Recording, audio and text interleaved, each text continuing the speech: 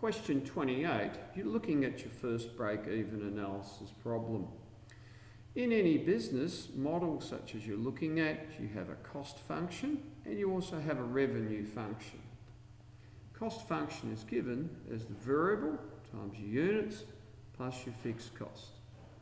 In Susan's case, she has $5 it's going to cost her to buy each t-shirt, and she's paying $30. So we're looking at a weekly cost function.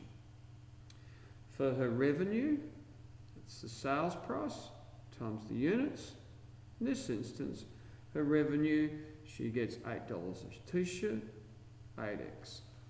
Now I'm going to construct two sets of grids as per the textbook. And what we do, we plug in the values of 0, 15 and 30 for both instances.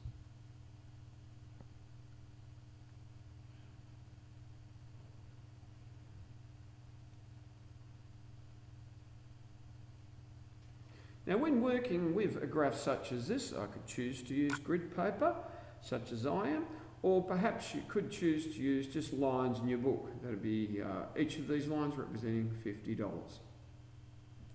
And I should scale this as t-shirts.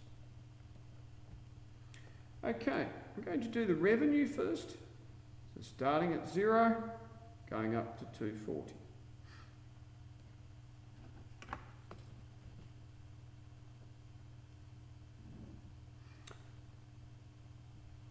And for the cost function, starting at 30, going up to 180.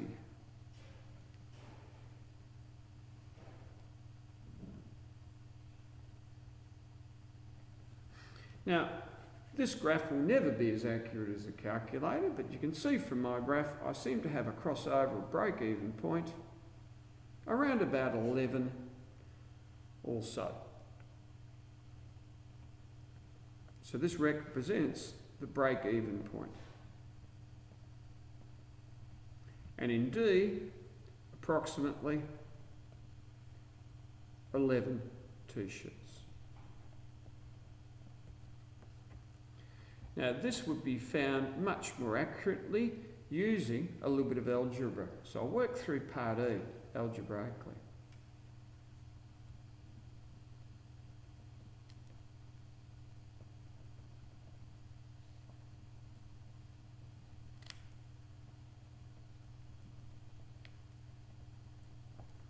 I normally write revenue is equal to cost because the revenue variable will always be bigger than the cost variable.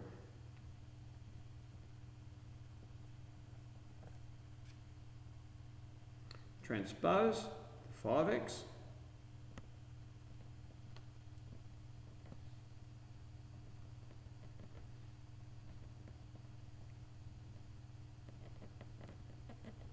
so you break even when you have 10 t-shirts being sold.